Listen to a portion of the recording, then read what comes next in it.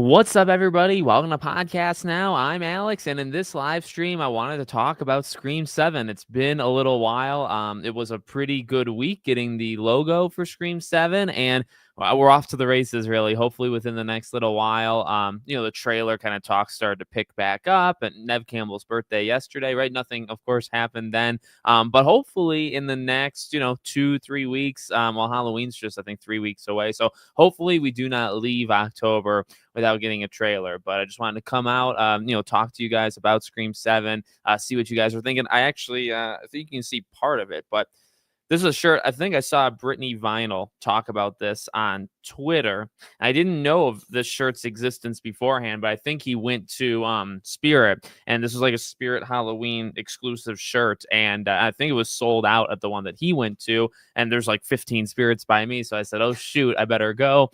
We got a couple Scream related. I think I got a Scream bath like shower curtain thing. So got a couple Scream related things, and then also picked up and found this shirt, and it's awesome. It's I have maybe like 4 or 5 different Scream shirts, but this is probably the best one I have. I really like the red. I really like Sydney's red there, and then the two, of course, Stu coming back for Scream 7. But yeah, it's been, well, the last couple of weeks have definitely been something. You got the Hayden Panettiere thing that started out as, oh, okay, they're just going to confirm it. The way they said it, I feel like that was a slip of the hand, right? They said it as if it was happening, or it was already, said to be happening. And of course they retracted. Now it's got people thinking, that Hayden's not coming back. I don't know. I feel like the rumors kind of suggest she is, no matter what. So that's pretty darn cool. Again, as I've said a couple of times, I really like what she did in Scream 6. Maybe not the way that they did the whole, you're supposed to kind of believe that she's, because she could potentially be a killer. But I thought she was a great, overall good character and great acting. So hopefully we get her back. And then we're still in the waiting period. I think when you look at, I follow Ju Jahara on Twitter, great guy, and he definitely is in the know when it comes to Scream 7. So it's been fun. I like following him. I like, kind of the small little tidbits of info he gives, like costumes, like what they're gonna wear and stuff, and things that are not so spoiler heavy. I'm not a huge fan, as we've talked about before. I think there's several people out there, and it's okay. I do think there's several people out there that kind of know, like, very, very key things. I think he knows too, by the way. I think he knows the entire movie, but in the way that he's like, feels comfortable sharing. I really like the way that he does it, because it's not super. I feel like when the trailer comes out, it might be slightly annoying, even, if these people kind of know, some of them know what's going to happen, but I like the mystery to it. I'm gonna honestly keep it, like I said before, I want to keep it the way we've done it the last 2 times, make it this trilogy here where we do it where we don't know stuff. And I'll say, like, this time around, I think, like, for Scream 6, you had some people that did know stuff, and I think it was less fun from some people that knew more things than others, in the sense that you couldn't really speculate as much, right? Because then, like, 1 or 2 people could kind of shut you down. And I feel like that might happen. That's, I guess, maybe my biggest concern with Scream 7 is, like, I want to speculate, I want to theorize, I want to break down the trailers and stuff, but I think there are some people out there that would be willing to semi-spoil, at least, right? That could say, no, that's not right, just because, not because you have a different theory, but because, like, this is actually what happens in the movie. So, we'll see. This has been a different kind of one too, because I just feel like there's so much info that people kind of already have. I feel like there was some willingness to, like, share stuff as we were even during filming. Steven Craving Something Scary, like, he really was a kind of a pioneer in the way for Scream 7 of having the behind the scenes pictures, having the sources that he had. Super cool. It was, but it, kind of a different vibe, even in the filming of Scream 7, where it's like, just the way that people were kind of talking about it.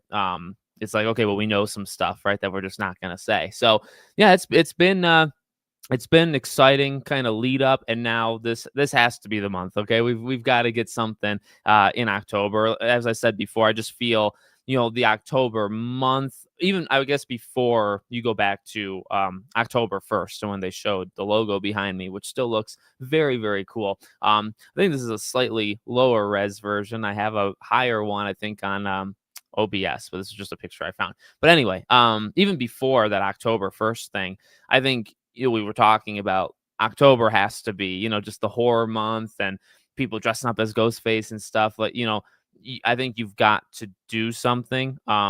Even though November, what's that, 3 months? The end of November will be 3 months till Scream 7. So hopefully it's October. And then now all of a sudden with October 1st, I'm saying, tis the season. I cannot imagine going through October and getting nothing. I would have preferred, I'll tell you this though, in terms of, Nev's birthday yesterday, I think it would have been pretty darn cool to just show like one, because they've got to have done it, right? Just one behind the scenes picture of her. You don't have to show a location, you don't have to show Ghostface, you don't have to show a chase, you don't have to show nothing. You could just show her like with cameras pointing at her, or her walking down a hallway one day, just like something, specifically of her on the set. Just happy birthday, and then also, hey, here's your first kind of official look at Sydney.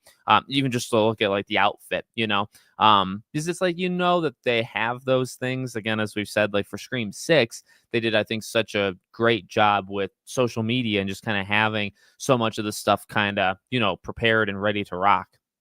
So I don't know, like for me, that's what I would hope they've got all that stuff kind of coming, or that they have it, I guess, saved. And then that's, hopefully as the month goes, you could show a couple things. And obviously, the next couple months you kind of unleash it, which would be interesting because like December is so Christmassy. But we've done this before, right? Like Scream 6 was March and Scream 5 was January. We've messed around with like right around that Christmas season. So hopefully, it starts this month and then it picks up, and over the next couple months you can kind of roll into it. But I think, even just this logo by itself, I think is good enough. Like I'll accept this for like a good week or two, and then hopefully you could have a trailer.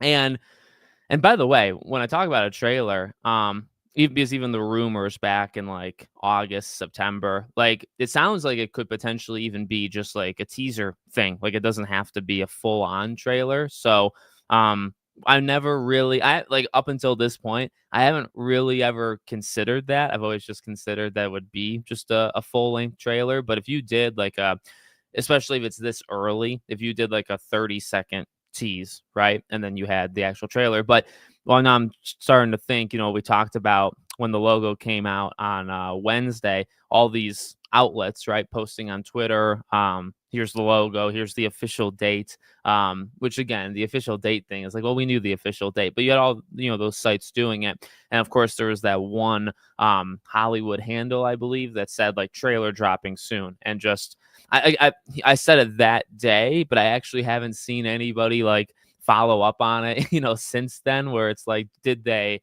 know something, or did they just kind of say that? Maybe in the way that Hayden did it as well. Yeah, I mean, I'm not sitting here demanding like we need to get it, this upcoming week or anything. Like I'll accept like a 30-second thing at the end of this month, because I've also said before, like I do understand slash can like reason with it, in my own head, that if you start too early, and I guess the question is what is too early, but if you start too early, then you kind of like run out, right? Like I want this nice kind of flow from now till the movie comes out. And if doing the trailer now, kind of ruins that, or it's too early, I guess it is what it is. But I just feel, again, specifically that tis the season thing, and the fact that Halloween's on a Friday and trailers generally, I believe, right, drop like that Thursday, Friday kind of range. It just, I don't know, it feels, and especially if you do it October 31st, like that's 4 months, right? 4 months until the movie actually comes out. Remember, the movie actually, funny enough, comes out the same day as Resident Evil Requiem comes out gaming wise. So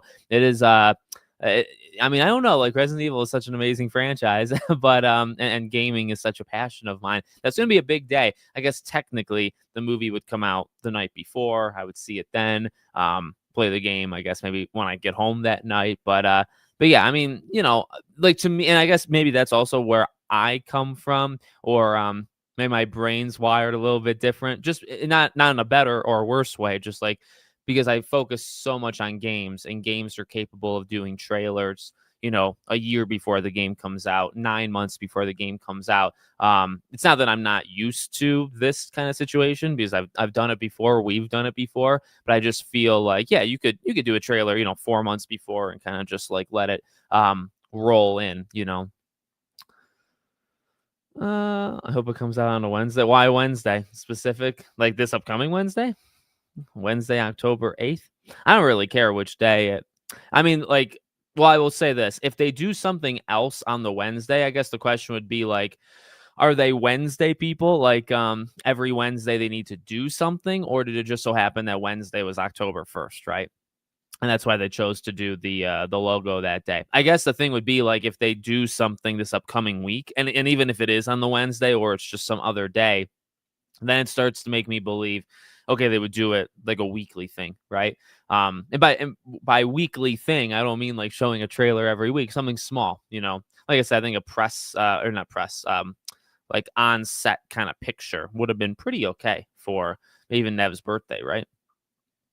The second the trailer gets ready, it will come. Yeah, and there's several people normally, right, on social media that kind of keep. I haven't seen anything on that.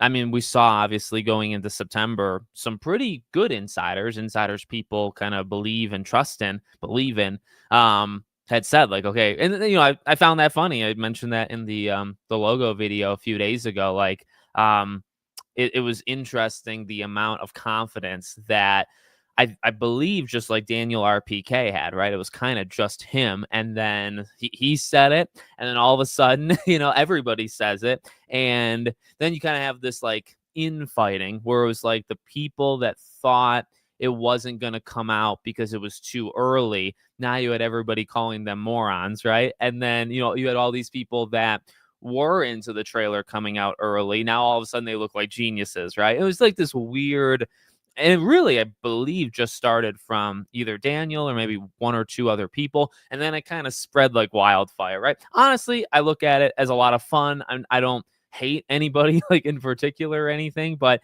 it was interesting, like how it started and then it kind of like spread. And then as September went, it's like, all right. I mean, people made charts. I think maybe a Brittany Vinyl or was it Ryan Showers? Like one of them, I think, made like a diagram. And I'm not. It's not making fun of. It's like people took it very seriously as they would, in our fandom. You had people being like, okay, here's the days that it could happen. Like, let's try to figure this thing out. And the month just kept going, and then nothing happened. And then you had, I guess, see, I forget if it was Daniel RPK that started it, but you had him specifically say, "Oh yeah, no trailer in September." It's like, are you freaking kidding me? You were the one who started that. So, welcome to the podcast now. That's right. Thank you. Thank you. Nerdy Giant, get back into Ghost of Yotei. You're far, far ahead of me, and I'm going to be playing it quite a bit. Once I'm done here tomorrow, I'll catch up. Well, I might not catch up, but I'll beat it shortly after you beat it. We do. You see, man, I've never been a fan of. Okay, here's the thing. Like, I'll take a Scream multiplayer game. I'll take kind of anything from Scream. Personally, I wouldn't do it, and I would prefer it's a single player thing. We're seeing Hellraiser, the new Hellraiser game, Clive Barker's Hellraiser Revival, I believe it's called. That game looks incredible. We had A Quiet Place, I believe, last year or the year before. So we've had some games trying to do this kind of pseudo single player thing. And that's the one I would prefer. Like I've pitched 1,000 times for Scream. I really think a Supermassive, makers of Until Dawn or The Quarry that David Arquette was in, right? This, cinematic, story-driven kind of game. You make your own decisions, you choose things as you go, you play as a couple different characters. Heck, you might even play as Ghostface, and and you don't know it, as you're playing, almost a Heavy Rain situation where you don't know that you're actually doing it. But that's the kind of Scream game I would prefer. And then what we've gotten with like A Quiet Place and Hellraiser is more of a first person horror, kind of walking type game. Like, you don't do a lot of actions in those games. I would prefer kind of that third person. You jump from characters, right? That's what I would want from a Scream game. And if I ever had a lot of money, that is the Scream game that I would want to make. Yeah, same. Like I just said, I mean, if I could have I was asked maybe like 2 weeks ago, like, what are the games you would do? I've said it before, but like, if I had money, if I had my own studio, we'd be making a Scream game. We'd be bringing back Sly Cooper, and then we would do like a Pirates of the Caribbean open world type, like Witcher 3, but Pirates version. Those would be my 3 games that I would do. And then maybe I would like write my own thing, right? You got to kind of break out of the bubble of, you can only do things based off franchises. Well, I would make my own franchise as well. Oh yeah, I mean, but see, here's the thing. I think they did better. Scream 5 was such an interesting one because there was so much. It was excitement, but it was also like, I feel like, we were just getting into this. Not just myself, by the way. Like, the fandom online was trying to figure out, like, how do we do this, right? Like, what's the protocol of breakdowns and theories and all this stuff. So we were kind of getting together. All these channels were starting and all that jazz, and then we get the trailer, and it was almost, you didn't want to believe it. Like, you could point out several things and say, okay, that's that person, or this person's going to die, or this and that. And you almost had to create fake theories to destroy your own real thing, right? You knew what was happening, and then you had to say, okay, well, maybe my eyes deceived me, right? Maybe that's not the case. And like I said, in the beginning of this live stream, like, it's been weird. It's been a weird kind of journey, because then Scream 6, you had people that kind of knew stuff. I think you had people that either went to the set or knew people that went to the set. So they kind of saw when actors would be dismissed, or if they'd be there and they weren't supposed to be there.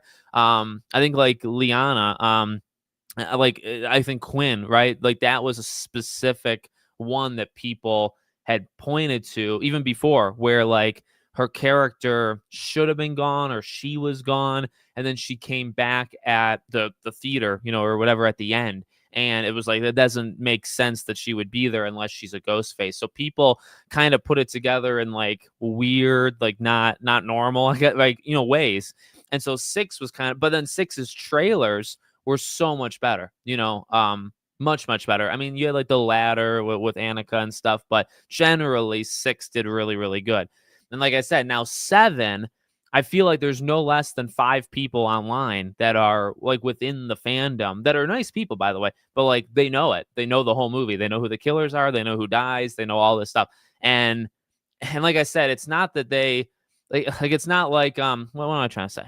I just feel, in terms of like them ruining it, some of them, I just feel the way that happens is people make theories on something, and then somebody says it on Twitter or whatever, and then they simply dismiss it, right? Like, I'll say, okay, well, like, maybe it looks like this character is going to die in the trailer, and then somebody says, no, that doesn't happen. And it's like, it's not a theory. It's not like I think they're going to die, they think they're not going to die. It's that I think they're going to die, and they know from the movie itself that doesn't happen, so they can shut it down. And it's like, it's okay to know that, but I feel like we're all going to have to be a little bit careful, about how we traverse the next couple months, because it can just get shut down by people saying nope. And it's like, you don't need a reason why you said nope, other than how it goes. And so that's why I've really tried to stay away from all of it.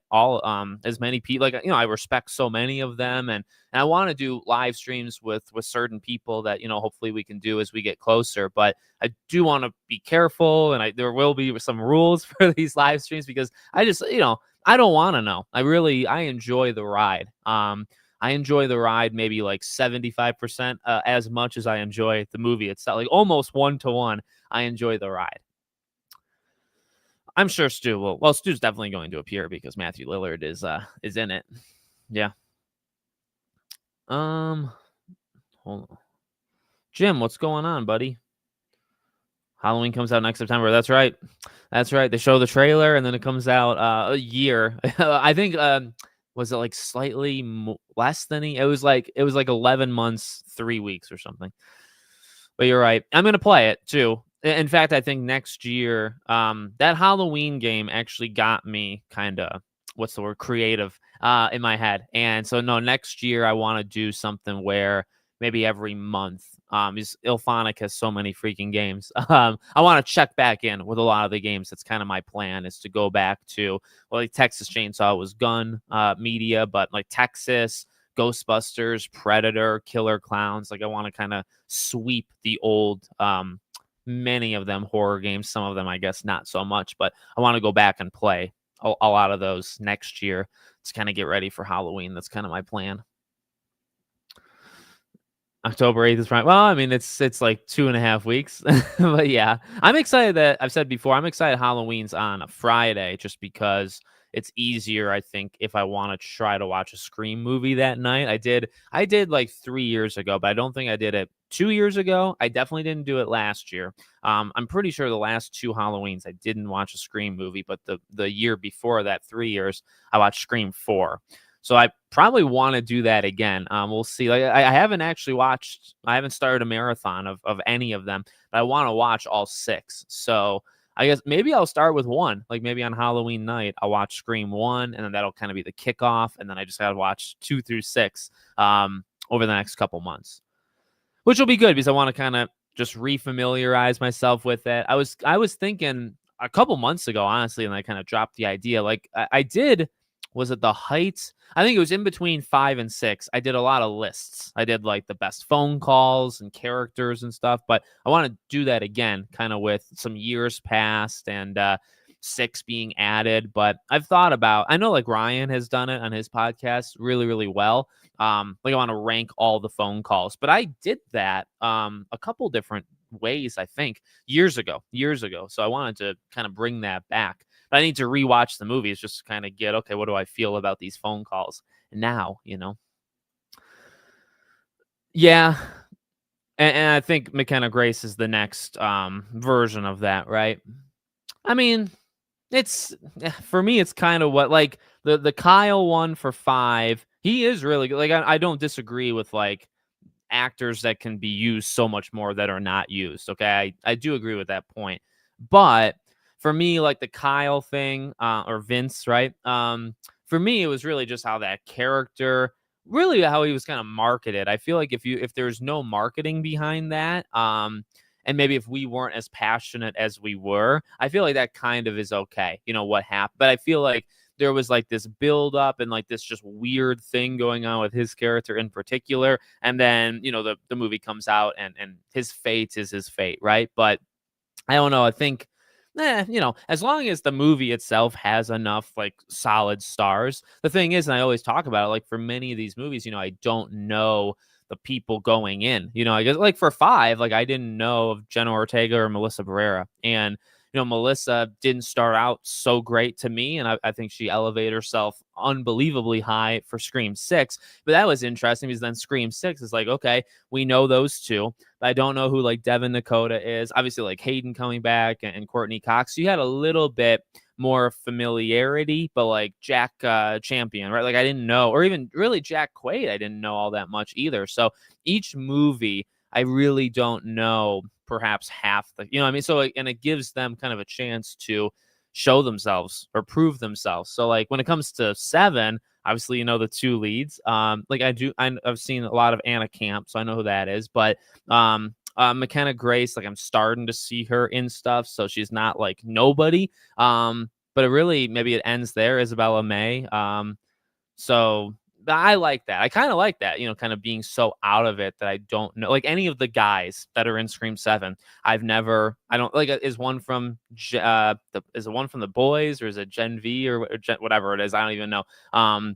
That's the point is I don't know. So they kind of get a chance to be these characters, and those characters are who I think of them as kind of going forward. You know what I mean? And I've liked that. I've liked that about it. Well, I think, wasn't he? Well, he's in it. Yeah, he's confirmed. Well, you're just saying at this point now. people that are confirmed to be in it. Matthew, or Roman, those two. And then, there's always the back and forth about Emma Roberts. I'd be shocked if Emma Roberts was not in this movie, to be honest with you. Teaser. Yes, I saw. Yeah. And now does the Black Phone 2 come out next week or the week after, right? Comes out somewhat soon. I'm seeing reviews for that, but I never even saw the first one. Just one of those horror movies that, I'm too scared to see. And the second one, I think, was supposed to be talked about that was going to be far scarier, but it seems like people maybe don't like it as much. So I don't know. But yeah, that's kind of teaser for Black Phone, full trailer with the Running Man. Running Man looks great. I've seen that. I've seen that trailer. I've seen the original Running Man movie too. Character posters by January, official poster in December. Yeah, that sounds right. I mean, I think once that trailer comes out, it's go time. It's every week, every 2 weeks, you have all those posters and kind of behind the scenes stuff. They posted kind of a lot with Melissa and Jenna leading into Scream 7 or Scream 6 at the time.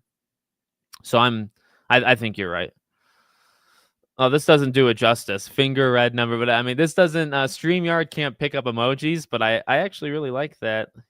He was number one type emoji you did there, Bob. Appreciate it. Yeah, I was happy. I was quite happy with 6.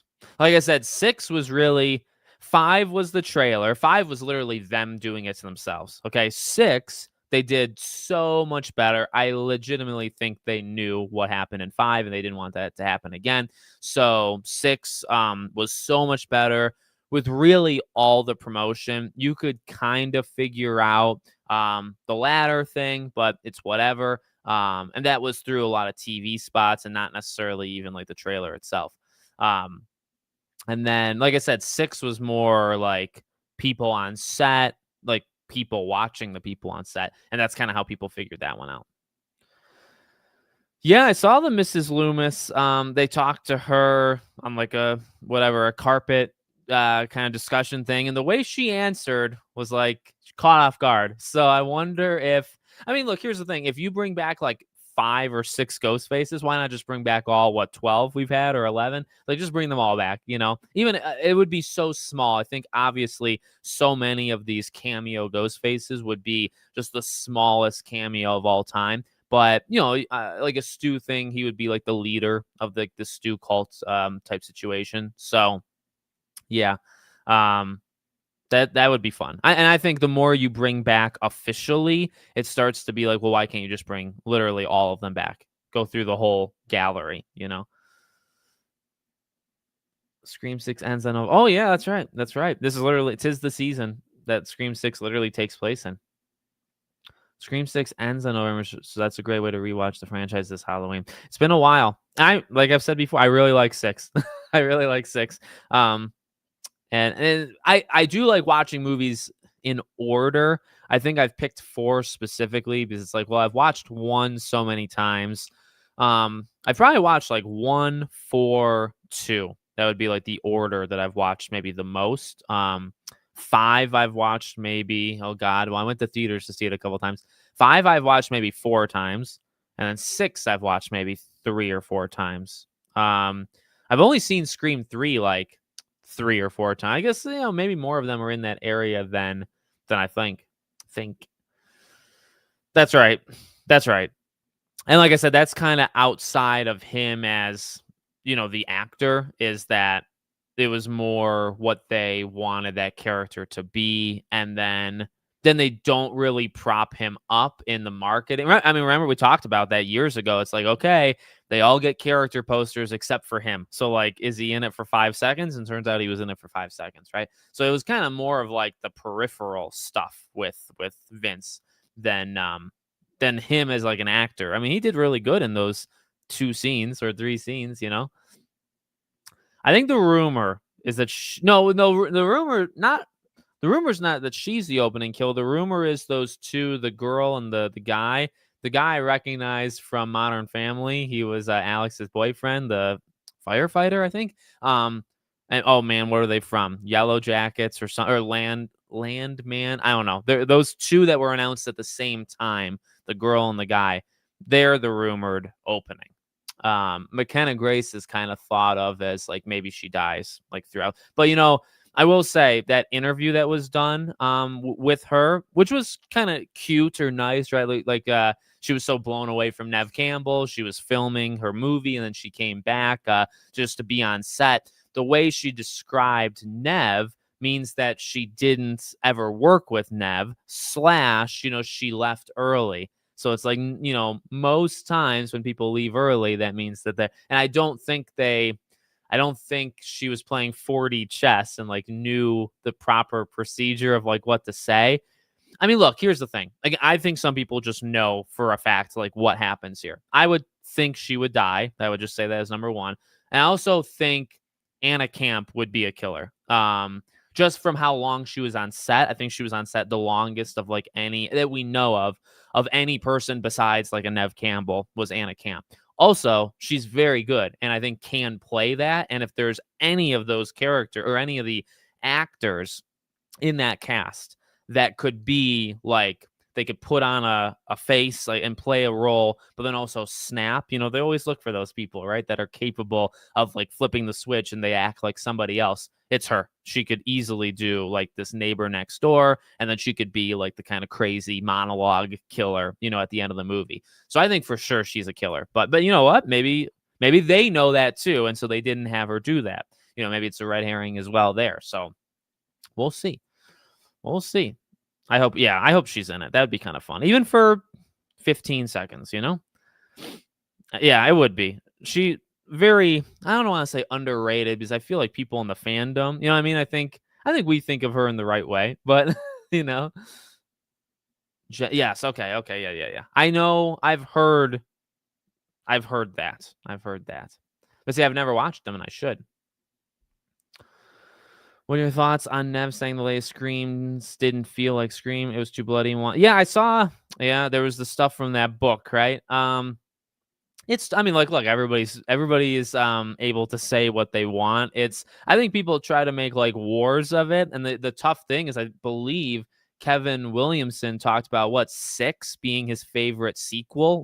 Like so, there's 1, and then he thinks 6 is like the next best one. Or it's better than 2 through 5. So everybody's like capable. I don't really think 5 and 6 were any more bloody or any, like they followed procedures pretty well. Like, I don't know. I consider them Scream movies. I mean, that's their name too. But she's free to say it. I think it just brings like this new energy where she wants to like take things back to the original trilogy or even take things back to 1. That's totally fine, But yeah, I did see that. That was interesting. Kind of back and forth that happened there. It's just a shame that Melissa and Jen will no longer be in the franchise. Yes. And 6 changed how she looked a lot to me. Yeah.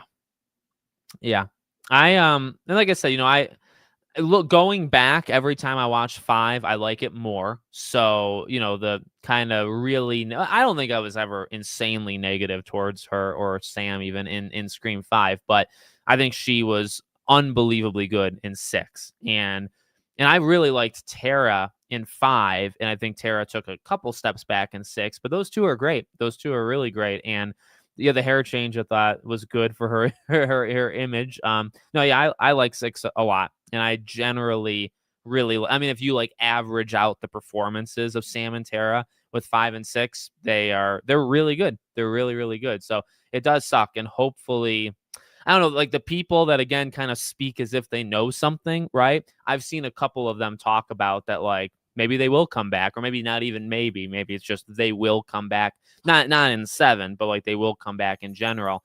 So I'll always take, if they want to do a movie in 5 years from now and those two are back in it, that's totally fine by me. Yeah, she was great. I mean, I've seen like what her scene packs or whatever online. I mean, she's only in the movie just very, very, not a lot, but I think she made a really big impact. I think Devin Nakota is actually a really good actress. So, yeah, I wish. And it's tough because like there wasn't a lot of death in 6, so it's like wishing for somebody who did die to like not have died. My God, the amount of padding that would be done to these characters would kind of be insane. But at the same time, like it's okay to feel that. I kind of feel the same way. It's like I would have preferred she didn't die but just very few people died. So it's like you got to have a couple of them go, and she sadly was one of them. If she's not the opening kill, could she be Stu's daughter? Nah, I feel like, see, things like that is where I feel like the movie probably. Well, I know I was gonna say, okay, the thing like that is where the movie probably doesn't do stuff like that, but I don't know if that's true because I do feel like Anna Camp is going to be connected to Stu in some way, maybe classmate, girlfriend, something.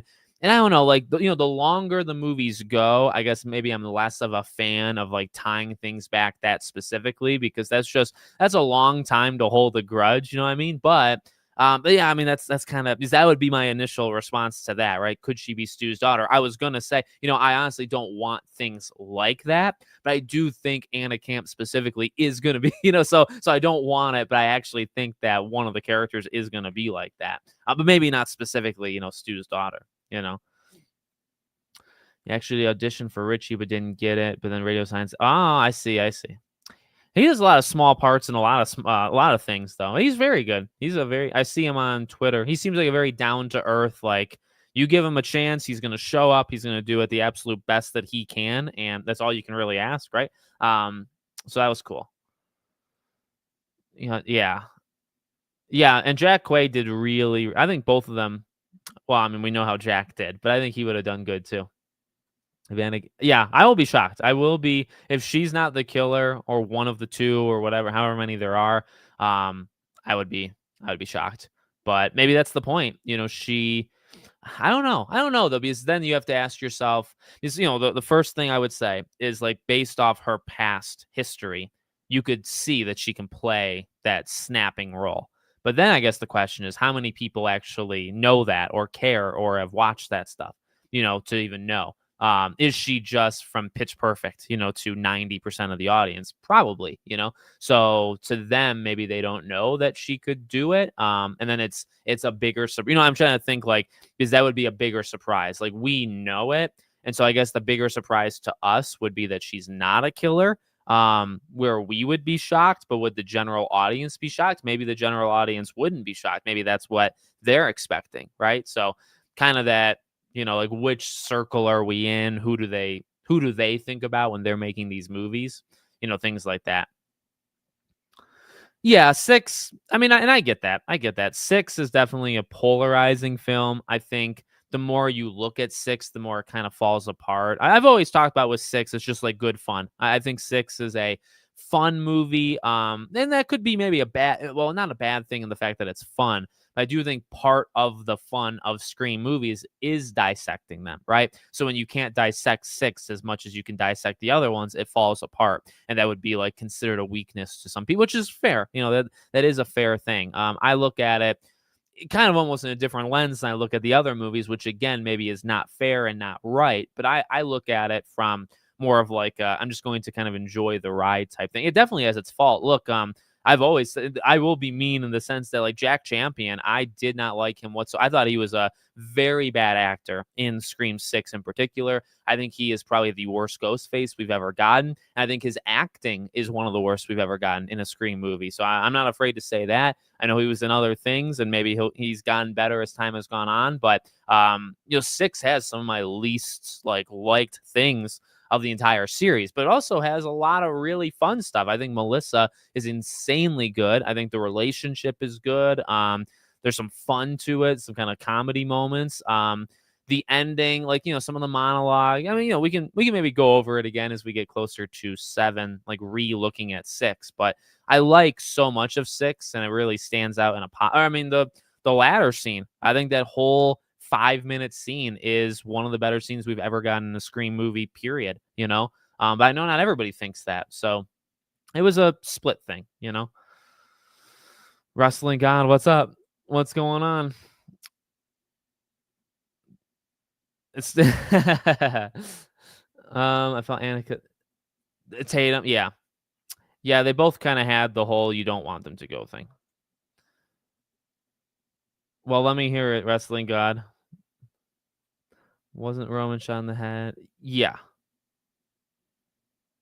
Wasn't Roman shot in the head? If they're bringing killers that were shot in the head back, what does that mean for previous killers like Amber, who was killed in the same way by Tara in 5? Well, I think it's just going to be AI, right? Like I've thought I I feel like bringing these people back just for a voice role might not be enough. But so I personally am going to predict like you're going to see their face. Like I've always thought, just an early kind of theory, is that she'll get like a FaceTime type call and maybe one or two of the past killers will like appear and it'll literally be them. Because here's the thing, like in terms of a cameo, like from say Emma Roberts, that takes one day, right? You fly them down, or you don't even have to fly them down. It's one day. It is like whatever, 10 words or 15 words, a couple sentences, and it's a green screen behind, in terms of like how you'd film it. It would be very easy, very quick, to do it. And you could get 12 ghost faces back for that because you don't have to do them all on the same day. You can do them, half a day each, you could really do. So that's, I feel, and I just feel, I don't know, I think bringing them all back, you'd want to use their face. Like if you're going to bring Emma Roberts back, I think you'd want to use her face and not just, you know, not just her voice. Um, yeah, I think. Yeah, I mean, and like I said, those are kind of the things I think are gonna be wrapped up. I think Charlie is dead. You know, whoa. I'm gonna read your stuff, Wrestling God. See what I think.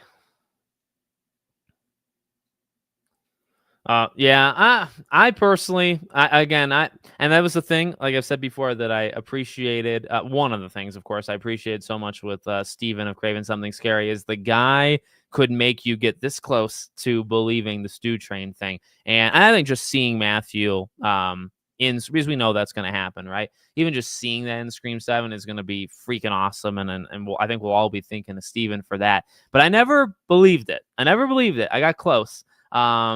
I think the one live stream he did where they literally did a court situation where they brought that was genius. That was very, very smart. I still don't believe it because at the end of the day, it's simply, do they want Stu, to be alive or dead? And I think the answer is dead. I think the answer is, and why I think Scream 7 could be very, very cool in that way is like, hey, if they know that there's these people online that like believe Stu is still alive, and they've already played around with that idea a little bit already in 6, right? I think that's kind of genius. That is that almost extra level of meta that we have always gotten from Scream, but then like another layer because they're using like real fan theories, right? And I think that's going to be kind of the long and short of it, is that Stu is not back, but they're using AI, kind of this, like how believable AI can be, but it's still fake, right? It's still kind of orchestrated from somebody else. And they'll do like this kind of, maybe not cult of Stu thing, but like he would be like a leader, and this idea that maybe some of these ghost faces could come back. The thing is, I've said though, is when you're bringing back characters that are like dead, like Roman is like for sure, and Sydney would know that 100%.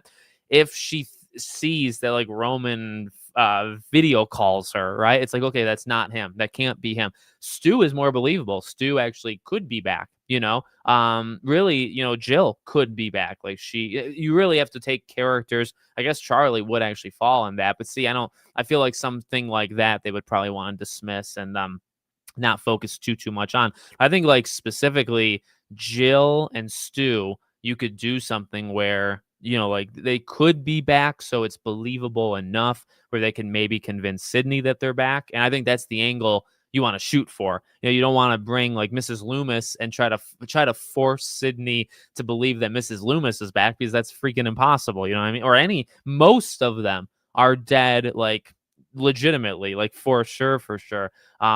Really anybody in 5 and 6, and that's if you even wanted to do 5 and 6. So that's kind of my thoughts on all that stuff. I love the New York setting of 6, and Quinn being a killer was an interesting twist. And yeah. 6 had a lot of. I like 6 quite a bit. I'm telling you. What's going on? A Troll Campbell. Is that how you say your first name? What's going on? Is fun style of a movie? Yeah, that's fair. I think it's like I said. I mean, I think that was mine. Yours was a more harsh way of describing, what I said. I think 6 is one you can kind of watch and enjoy if you start to pick it apart like you can the other ones. and kind of delve deeper. And that is a special thing with Scream movies, right? So you want to be able to do that with Scream movies. You can't do it as much with 6. Things start to fall apart. Yeah, I agree. I would call Scream 6 a good movie, personally. I would do it. Exactly, yeah. That's right. That's right. And hopefully, having Kevin come back, this whole, yeah, like everything kind of has meaning. There's kind of foreshadowing or hints or things that you can really go back and watch a second or third time and like maybe find something a second or third time that you didn't find originally. That was something I tried to do so much with 5 and 6 is like, okay, character disappearances and like, where could they be when they're not on screen? And I think there's less depth to that than the original 4. Oh, for sure. Oh man, I agree. The scores that we've heard from Marco already, they're the parts of it. Sydney's lament, or now it's Mrs. Evans' lament. Holy God, just hearing that again, no context. Like literally nothing. We don't have a scene to kind of. Music has a way of like elevating a scene, right? But music can also kind of stand on its own. Actually, much music can stand on its own. So you hear it and it just gives us the sense of goosebumps, and that is just the music itself, right? And I mean, I guess there's a little correlation because you have those goosebumps because you kind of think about maybe scenes that we've already gotten with that score, but you hear the score on its own, it gives you chills, and that's not even with pairing it up with whatever it's going to be playing over that can be elevated even more with the acting, whatever is going on screen, and then the music kind of adds to that. So I'm super, super pumped for that. Um, I really want the Scream 5 Ghostface to be brought back again. Yeah. I liked the whole like when they go and it makes that noise. I like that. I like that quite a bit. I thought you meant like in real life. Remember they've tried to do that voice changer. Remember there was like a big thing around Scream 5, maybe it was even more during COVID that remember they came out with that voice changer thing and it just really did. I think there's programs like AI and stuff you can use online that people have like tinkered with. It's not just AI, it's people that have messed with the sound. You can kind of create it by yourself at home, probably better than that $30. You know what I'm talking about? There's like the thing at Spirit. I didn't see it this year, but I think I've seen it each of the last like 2 or 3 years. There's always that recorder type thing that can change your voice, and it just doesn't it doesn't do it the same way. Nobody can really replicate Roger, in that way. Oh, that's for sure. Yeah. The stakes, the realism to a degree, we got to kind of go back to. It's tough. It's something we've talked about. I think even in live streams with even with other people, I think I've had this talk with like 5 and 6. Like we're in a new era of like what you show like on screen and stuff, and like you just think about 20 years ago, 30 years ago, and I mean like the way characters would say die, it would be like one stab, could take a character out in a horror movie, and you don't really show all that much, and it's just one hit. If somebody was taken out like Chad was taken out in 30 years ago, the movie would probably get firstly boycotted and rated like X or whatever. It would be unplayable. That's the first thing. But secondly, you would say, oh, that's overkill because that first hit is what got him. Like that's what, if you showed it to somebody 30 years ago, you'd say, oh, he's done after the first or second strike. He got stabbed like 12, 13 times. So it's like, no, he's definitely dead. Obviously he wasn't. So that's gotta, be stopped.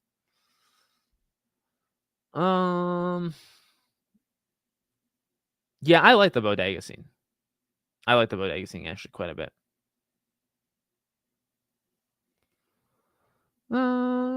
If they kill Marco, and be very upset. City deserves happy. Yeah, I've thought the same thing. I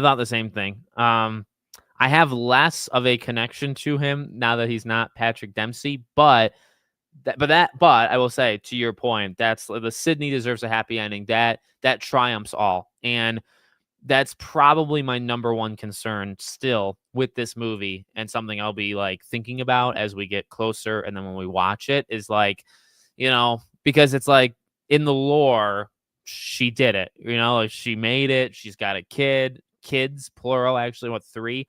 She's got kids. She's got a husband. Like it's all good. And lore wise, it's like you don't really want to mess with that. But then by doing another movie, you have to open her up to like doing it again. And then, okay, well, you have to make that something unique, right? Like doing it again has got to be something kind of special. Or there's got to be a purpose to why it's happening again. And then after that, you still have like, well, you want that happy ending for her, and it's like, but then you have to have consequences. You have to have people that are taken out. But do you really want to take out her daughter, even the oldest one, right? It's like that's a person's kid. That's pretty harsh, to do something like that, especially for our leading lady. And then it's like, well, you also have her husband, right? Like that's a really tough thing, to do to a character. So I don't know. I don't know. It's the number one thing that I'm kind of concerned about is like, because you do probably have to take him out, but then it's like, well, you really shouldn't though. Chad getting stabbed so many times and surviving it. Yeah, that's true. That's true. Because then, well, yeah, that's a good point. That's a good point. Because you almost have to like tune the metrics of like what, well, how am I trying to say? You kind of have to balance like what stabbing does what damage, right? Like Annika gets stabbed and then like lifted up and like turned, right? So like that's a pretty severe stab. Now in real life, like could you survive that? You might be able, if she got out, got immediate help, like you might be able to survive that. But like that was a nasty stab. Dewey's was, I'd say, worse than that. But like characters, here's what I'll say though: characters have died for less than even what Annika got before the ladder, And then, like you said, when it comes to Chad, and like Chad got it worse than name your characters, right? Allison Brie, she was thrown off a freaking building, but like, her character in 4, like that wasn't. Chad could walk that off. Sam and Tara could walk that off. Tara got stabbed by was, oh my dear God, Tara got stabbed in 6. Well, actually, she got stabbed quite a bit in 5 as well. Like, these characters, this girl that's 5'1", 100 pounds soaking wet, she gets stabbed worse than some of these characters, and she walks it off, or almost walks it off. So that's the kind of thing you got to be very careful of, I think, when you heighten the amount of pain these people can take, is that it's not like equal anymore. Like the rules have been changed. So yes. That's what I'm trying to think. I was trying to think of of my Ethan, is it? I was trying to think, yeah, because yeah, she gets, the whole point is she's hanging by the freaking balcony, and then she drops and she gets stabbed pretty legitimately. And even Sam, I believe, gets cut in the arm, right? But she gets stabbed like legitimately, and then stabs it through his mouth and all that shit. And then she's totally cool. Like that stabbing. You think about Sydney in 4, right? Like she gets stabbed twice or once. She gets stabbed right away by Jill, but like the stabbing that Tara took in 6 and really walks it off. She has like the sister to sister moment. They're sitting down, they go outside, they walk away, everything's totally cool. That stab almost took Sydney out in 4, and it's like it's not level. It's absolutely, and that's why like when you really start to think about 6 in those ways, it becomes very messy. No, I just mean like I personally believe, even though Nev has said the opposite, and I kind of believe she believes that, but I still believe that like Patrick Dempsey was that mark and that they couldn't get him back, and then so they had to change it to somebody else. That's my theory. I know again, like Nev actually doesn't even believe that, but that's okay. So I'm just saying, like, it not being Patrick Dempsey and it not being Mark Kincaid, that I think a lot of us had thought that she was married to, makes it not as almost legitimate. But at the same time, I can quickly drop that to be like that fan fiction. I can drop that and say, okay, well, no, this is her actual husband in the lore, and then I don't want anything to happen to him, for those reasons. That's yeah. Dewey was kind of ripped open. You had to do something with Dewey that was like, okay, for sure he's not coming back. Um, yeah, yeah.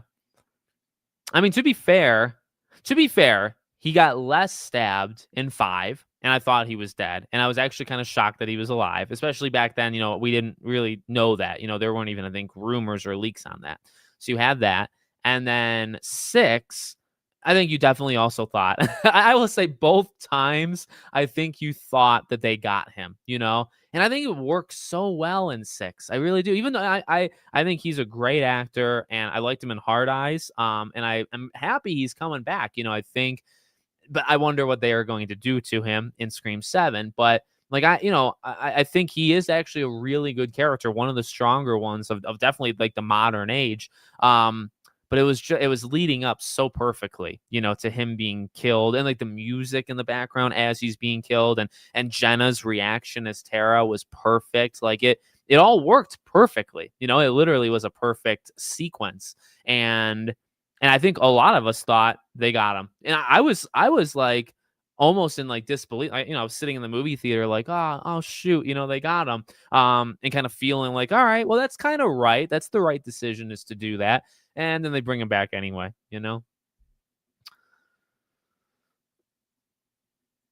Well, I'm pretty sure Wes died in 5. I don't know. Oh, like, didn't cut the jaw. Well, you don't know, I guess, because they never really showed anything after that, right? Maybe the behind the scenes lore is Ghostface then took him out even more than what he did in that scene. Makes makes stabs lethal again. That's right. And it doesn't have to be one stab, you're out. There were some. I mean, Gail gets shot in 2, right, and survives it. Sydney takes some hits kind of throughout. You know, it happens. It happens. You don't necessarily. Well, you think actually 5, Sydney took a hit too, right? I'm trying to think. Like 4, she took a hit. 5, she took a hit. But she doesn't. You don't. It's not like you need to. If you take one knife strike, okay, you can still maybe walk it off. But after one, depends on where it is. I actually thought that's why the whole Sam got sliced in the arm, in the end monologue thing in 6. I thought that was kind of smart, as opposed to Tara's, because so you get sliced in the arm. It's not that bad. I guess the thing is like, well, you remember Mindy in 5, she gets sliced and she like passes out, and it's like, so, I could reason with, well, like Sam is stronger, right? And you just take like a quick strike in the arm, and it's like it's okay. Or actually, or not even. Oh no, Mindy. Well, Mindy got injured in 5, but then in 6 she got sliced. Yeah, and she was losing so much blood she couldn't like help them, with the ladder sequence. So again, even that, I guess like one knife cut is actually more damaging to you than another. But I did like that Sam part because it's not that bad. Or what was she stabbed in the side? I'm starting to forget what actually happened to Sam. But either way, if they're actually, I'll tell you this: if there's anybody that can survive some sort of stabbing, it would be Sam. Okay. Well, Sam gets stabbed in 5, actually, right? Yeah. So they all take some big hits. They all take some really big hits. Dewey secretly, yeah, yeah. And it's interesting because Dewey, you had like such pushback from Nev and Courtney, right, to keep Dewey alive, and then obviously that didn't happen. So I look at that as one of like the cooler moments behind the scenes in 5, is like legitimate, almost like not even sadness, like legitimate, we do not want you to do this, can you please build something into the movie to make it so that maybe he can come back, and they didn't do it, right? So yeah. Telos, what's going on? I love Chad too, but if he would have died in 6, it would have been. Yes. Yeah. Yeah, it kind of just becomes like, it was such a great scene. It really would, I think, be one of the greatest death scenes that they've done. I really think that's correct. Yeah, I think, and that's the thing. I actually do think there's something you can do with Chad, not to necessarily make up for it, but if you want to play around with him kind of being a changed man, um, you could do it. And this is really your only chance, because who knows what happens to him in 7. I don't know. Like, Again, I've stayed away from rumors. I don't know if even a rumor is he lives or dies. My gut feeling, oh man, I don't know. As you could say, like his third time the charm. My gut feeling is actually he survives. Like if I'm just like you ask me point blank, I have to give you an answer in like 5 seconds or less. I think he survives. That's just immediate. But I don't know. Like he could die. But you really only have one opportunity to mess around with his like psychological state. You know. Well, she got hit. She got hit and she fell. So, that's yeah, that's right with Mindy. Yeah. You're right. She can't take the but then she survives Six's train thing, which of course is a subway scene, which is the videos I made about it. My most disliked scene in the entirety of the Scream franchise, honestly. Stabbed in the side, then shot in the arm by Yeah. Yeah, I gotta watch Scream 6. I gotta watch Scream 6 again to see if, to see how that kinda plays out. And she's such a tiny girl, you know? Like, Wednesday could survive, the fictional character of Wednesday, but I don't know about Tara. But yeah, I don't know. Bring on that trailer. That's right, dude. Welcome in. Welcome in. Gail's apartment scene was the perfect scene to kill off Gail. That one I will give them a pass on just because I was ready in that moment. Like I almost had a tear. I was pretty emotional because I really at that time I thought, "Oh my god, they did it again." Because you have to think too, like the Gale scene, right, is before the subway and before Chad. So when that's happening, it's like your expectations for like who can die and who's bulletproof hasn't really been established yet. So for me, it was like they really did it. They brought her back, and she's the only of the OG3 that comes back for this movie, and they freaking kill her off. After she delivers an incredible, also that scene too. We haven't even talked about that in our re-talk about Scream 6. I thought that Ghostface conversation was elite. I thought the whole cat and mouse thing was elite with Gail. So, after doing that, I was ready. I was ready to like say, okay, she's dead, and then process that, and what that would look like. So, yeah, I don't know. I don't know. I think we're getting a similar thing here regarding who lives, partially because Kevin is friends with the cast. I think the twins will die. Really? Well, you see, your gut tells you something different than my gut. I think, man, it's well, okay, but do both need to die? That's the thing. Like, I wonder, will only one die or will both die? I think both can't live, right? You cannot possibly have these characters come back 3 times, which, by the way, puts you in kind of elite territory, right? Like, who's made it more than 2 times? Let's think, right? Randy did not. Really, I mean, it's only 2 people, or I guess 3 people, and one of them was killed off after 5 times or 4 times. You really only have the OG3 that were capable of doing it. So I feel like, and they're kind of side characters, right? They're not essential. The thing is, though, I will say, if you bring back Sam and Tara, right? I mean, the initial thing because of Jenna's schedule was to kill off Tara, which I actually did not like that idea. So Sam would have made it 3 times. I guess I wonder, right, in that parallel universe that you make a Scream 7 with the core 4, you can't possibly let all of them live, but then also like Tara and Chad are probably together. Mindy's still kind of the odd one out. Sam has to live. Like, what do you do with those 4? If I guess we don't have to ask ourselves that question. And by honestly, if you take out one or both of the twins, if you ever bring back Sam and Tara, it's just them, and then you can kind of do whatever you want, I guess, with those 2. So I don't know. That one's a tough one. I guess we don't have to think about it. Yeah, I mean, I liked a lot of that scene. It had a lot of tension, and it had kind of some different horror vibes than the rest of the movie. It's not to say the whole scene was terrible, but obviously, yeah, the what they did with Mindy was a mistake, a big mistake. Tell Sydney he never got me, like, girl, who did that? Yeah, that was, I think it was impact. Well, it's a weird line looking back at it, right? Because it's like, tell Sydney he never got me. Well, if you die there, then yeah, exactly, it's to your joke. If you die there, somebody got you. So you've got to tell Sydney that somebody killed you. So he did get you. In other words, he did get you.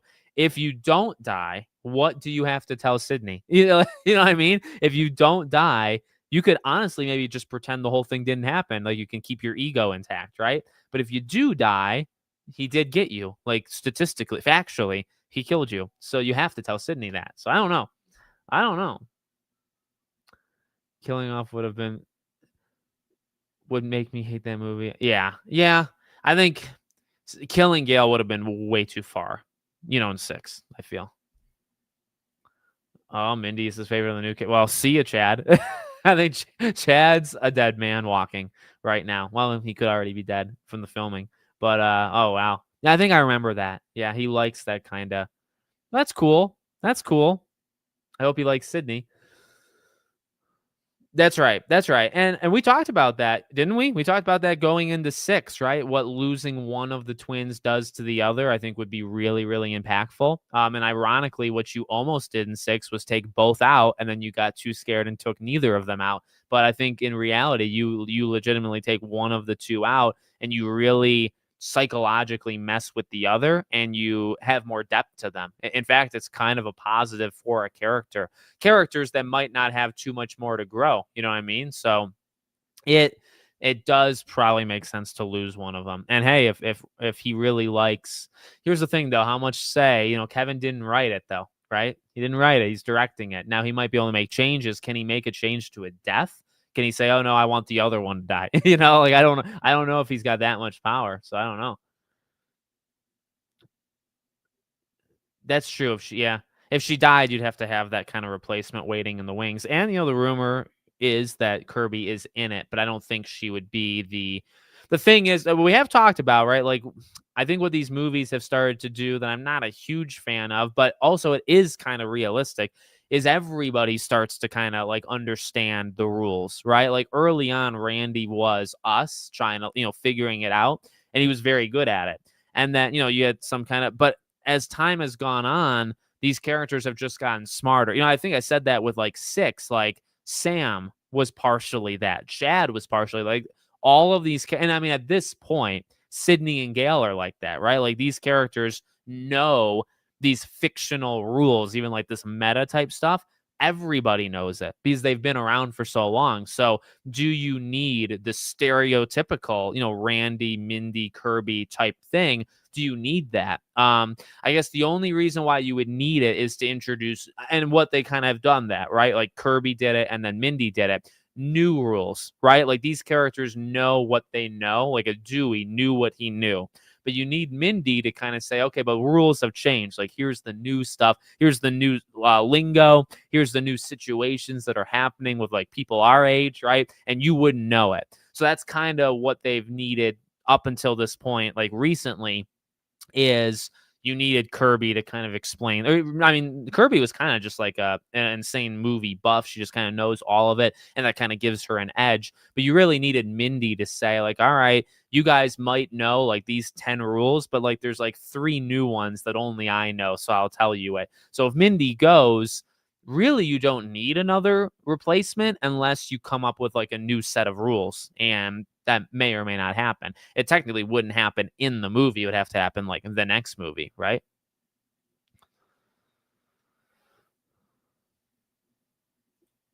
Chad can take multiple stabs like a champ, and he gets stabbed in the shoulder. I mean, in order for Chad to go, man, oh man, it would need to be, and that's something they've really, I guess that was the writers, was it not? Right? Like they boxed themselves in. Like if you take Chad out, like you think Dewey's was kind of rough to like really show, okay, no, Dewey's dead. Well, Chad's needs to be like, he needs to fall off a skyscraper, or to really, and even that, like, I don't know, he might be able to just walk it off. You really need to be able to show us, and not too like I don't love massive amounts of gore. I don't want to go see Terrifier. It's got to be realistic and in the Scream kind of feel. But also you need to really show that he's gone this time. I don't know. Mindy needs. I mean, I definitely do not like Mindy as much. Well, actually, I don't hate her. I don't love her. She's definitely my least favorite of the core four. I guess of this cast of who I know, she'd be my least favorite. So I would personally pick her over Chad. I would take her dying to give Chad some sort of like psychological breakdown, you know? And I actually, but I mean, I don't know because here's the thing: like Chad has survived so much physically that if he loses his sister, like, is that too much? You know, versus Mindy. I guess at the same time, though, Mindy has thought twice that she's lost her brother, even though technically she didn't even know that happened in 6 because she wasn't there. Or 5, really, I guess both. So it's weird because Mindy has never really like visually seen it, but does she have a psychological toll from like almost losing Chad twice, and then if he actually dies a third time, like what does that do to her? You could play it that way, or you could say Chad is like a physical survivor, but is he a mental survivor, and he'll have to lose Mindy in order to, kind of do that.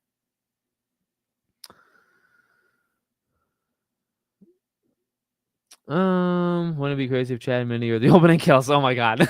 No. Well, it would be crazy. It would be crazy, and I would not sign up for that. The problem I have isn't so much that they survive these insane wounds, that they're all fine and dandy afterwards jumping around. Yeah. Yeah. That's right. That's true. I think like Sam and Tara could survive easily their wounds in 5 and 6, and be okay, but to do what they did specifically in 6 feels kind of crazy. Yeah, the Annika one was rough. Like I said, the Annika one was. I'd like that one back. The best kills in Scream 6 were performed by Sam. Like I said, I keep saying like I loved her in 6, and I thought she could play that crazy. I think we said it around the same time. If there was ever a situation to make a character snap and become a ghost face, right? She's like a normal, and she's a survivor, right? A victim, and then all of a sudden she flips the switch and she just kind of breaks and she becomes a ghost face. Now she kind of does at the end, to be honest with you, right? But if there's anybody who can do that, it's not just Sam the character, but it's also Melissa the actor, because I think she was just capable of doing it. So a huge standout, and something that I think you could have played around with in a 7 if she was in it, and now obviously you can't. Killing Martha, yeah. The thing is, it's impactful to us. It's impactful to Mindy and Chad. Is it impactful to the audience? I don't know how much of a general audience even knows who Martha Meeks is. And that's like, I'm sorry, that's just kind of what I think. But it's an interesting one. That's right. Wicked, I feel the exact same way. That's I don't even really want them to discuss it much in 7 because I don't want to be disappointed. Like I love those two together, and that was another great aspect of 6 was their relationship. And to kind of just write it off that like they broke up and it's like it is what it is, but we broke up. I don't like that at all, to be honest with you. And I know we're gonna cross that bridge eventually. Like there's gonna be some side conversation, a throwaway line, because you cannot bring Chad and Mindy in without talking about in like 1 or 2 sentences about Sam and Tara. Okay, you're not gonna do it, so you have to do it. And if you bring them up, you know that they were a thing. They were a boyfriend, girlfriend. So like you have to also do something there. And then, they're eventually going to say it. And I don't want them to say that they broke up because that kind of ruins my fan fiction,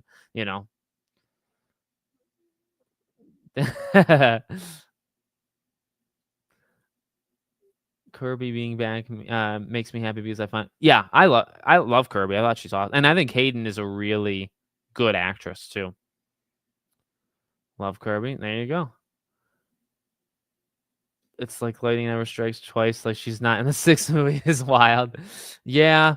I will say I liked the dynamic of that conversation in 6 because it was more collaborative. Like she was talking, but then like you'd have the quick lines and you had like Chad writing stuff down. Like I almost think I think that scene was lifted more by like everybody else because it was kind of about this like back and forth and taking notes and like doing like one liners to each other on the benches. It was more about that, and then kind of putting Mindy with it to kind of like balance it. I actually thought it kind of worked because of that, I would say. Yeah, I see. I've always said I didn't like that. But I can understand that. I can understand. I personally think that was That was a mistake because I never bought it. I didn't buy it. Maybe I didn't buy it because I just didn't want to buy it versus like me trying to like give the movie it, but yeah, I watched 6 2 days ago and said the same. She's also never right with her rules, unlike Randy. Yeah, Randy was, like, on the freaking money. Mindy is, like, always, like, one off, or a step behind or something. I don't yeah, the Mindy I think she was kinda well liked, to be honest with you, in 5. I don't know how many people really disliked her in 5. I think 6 maybe was a little too much. I don't like I said, I don't hate her character. I just think, I find Terrifier to be too much into yeah. Yeah, like I highly respect Terrifier. I think it's incredible what they've done, and building this thing literally from nothing into what Terrifier has become is kind of like this success story that you just don't get. It's almost like a one for the ages. So I can really I respect it while also like I don't. That's way too much. Way way way way too much gore for me. Like I'm not gonna watch that. Um, but I can respect it. Oh, what's going Astro? Yes, I do. I do remember you. I do remember. I don't talk to that many people on Discord, to be honest with you. For me, it's because I find her rules inaccurate. She annoys me a bit more. Yeah, yeah. Scream Five's Mindy was entertaining. Her and Amber in the basement of 5, I thought was a lot of fun. I think that was kind of a standout moment of Mindy. Maybe we can do something like that, like top 5 moments for each character or something, and we could look at Mindy, Chad, maybe even do Sam and Taylor. Like I got, with that, no, I wouldn't do clips. Yeah, clips. Sadly, with a lot of the Scream lists, it's just like me showing pictures or talking because you can't. I don't know how some people. I think there's maybe like 2 people I can think of on YouTube that get away with it somehow. But normally you cannot post clips or you'll get. I mean, at best you'll get no money, and at worst you'll get a copyright strike, which I'm not gonna play around with. I agree. I hope honestly, I hope as soon as Scream 8 that Melissa and Jenna can come back, to be honest with you. If we had more Scream 5 Mindy, I enjoy her character more. Yeah. I also met with characters like Sam too. She got a 6-inch buck knife into her side in Scream 5. Yeah, that's true. That's like I said earlier, maybe it was even before you joined, like that kind of hit would kill Tatum. That kind of hit would kill, just go through any of the movies. That hit would take out a lot of them. Yeah. I really like Chad, so don't understand the hate. Yeah. Well, I think there's the hate in like how he's bulletproof. Well, I think that's kind of separate to his character. There's Chad the character, and there's Chad the god. And we're not really when people talk about all the strengths, all the good things about Chad, they're not talking about the bulletproof Chad, right? They're talking about Chad the character, Mason Gooding. Um, exactly. Yeah. Chad as a character in 6 was awesome. I don't really think I've ever seen anybody say anything negative about that. So, Monster season 3. No, I've never seen Monster season 1 or 2. On Netflix. We do have Netflix, so I'll have to check it out or watch a trailer or something. No, yeah, I'll check that one out. The only thing I'm caught up on is Peacemaker. I'm right there. I'm ready to go next week for the season finale, and I'm freaking hyped. But that's pretty much it, to be honest with you. I've done a terrible. I watched Wednesday. Season 2. That was pretty solid. Jenna carried it a bit. Enid, Emma Myers carried it a bit, but yeah. Oh yeah, and then the oh shoot, what was her name? And then the girl that was in Silent Hill that then was also in Wednesday. She carried it a lot. She honestly carried it maybe more than both of them. Chad said he doesn't like the Babadook, so Tara said we should go on a break. But yeah, like I would honestly prefer it's not even that in depth. I mean, like that's funny. I don't mean like that in depth. I just mean generally. I don't need them to go on a massive because I almost just want to ignore it in the first place. Like whatever the reasoning is, I'll hear it and then I'll kind of quickly move on. So I hope the characters kind of quickly move on as well. Um, I think that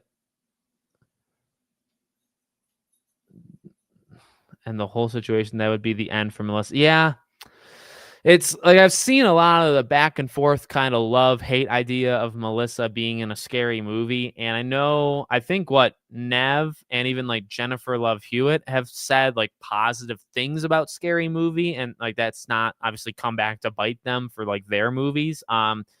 But is it one thing to say it and another thing to star in it? You know, I don't know. I don't know. It's I guess at the end of the day, it's kind of like what's in her heart, and like if she feels she wants to do Sam again, and then if the studio thinks that there's something there and a reason to do it, that's how I'd like to believe in it.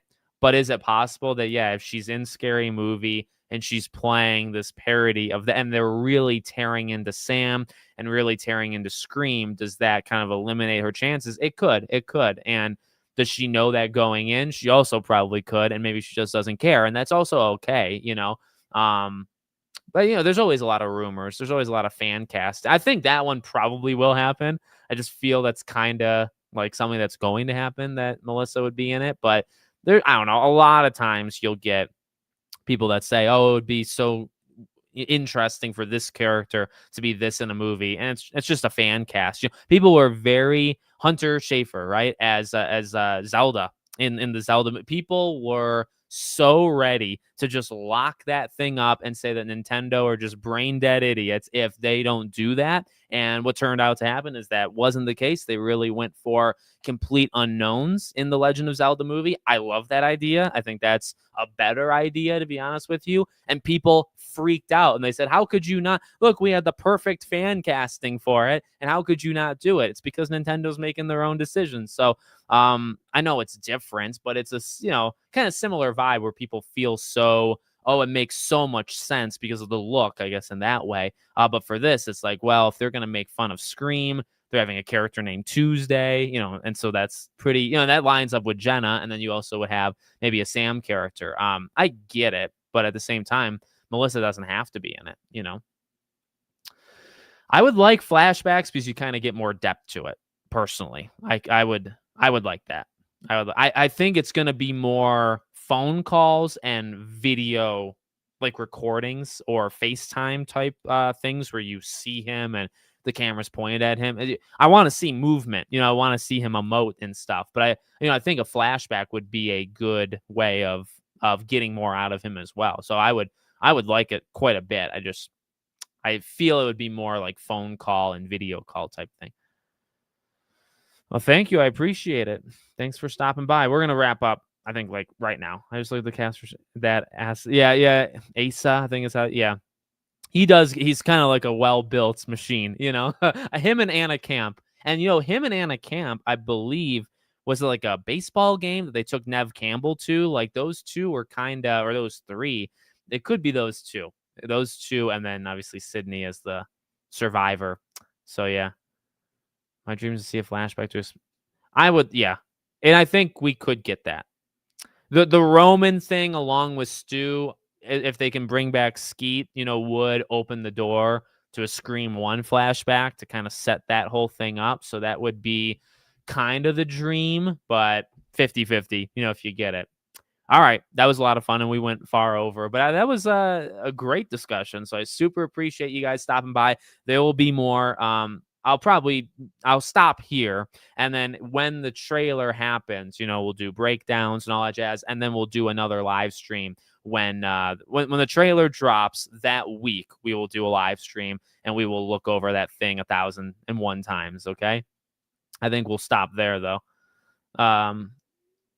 Yeah, we talked about that earlier too, dude. Like she makes so much sense that if she is it, then it's almost obvious. But maybe, like I said earlier, I think maybe some people only know her from Pitch Perfect, and then it's really not all that obvious that she could play a killer, even though she can.